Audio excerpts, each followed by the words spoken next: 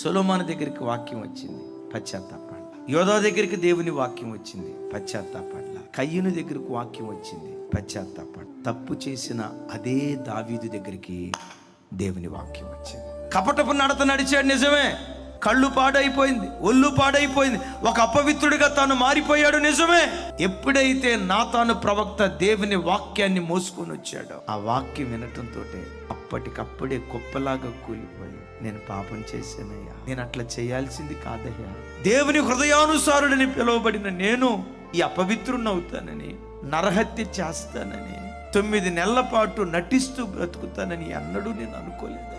అలాంటి ఘోరమైన బ్రతుకు నాదేనయ్యా అని దేవుని పాదాల మీద పడి పశ్చాత్తపడి ఏడవటం ప్రారంభించాడు. బైబిల్ ఏమని రాసిందో తెలుసా? ఎవడు దీనుడై నలిగిన హృదయము గలవాడై నా మాట విని వణుకుచూ ఉంటాడో వాని మీదే నేను దృష్టి నిలిపాను అంటాడు.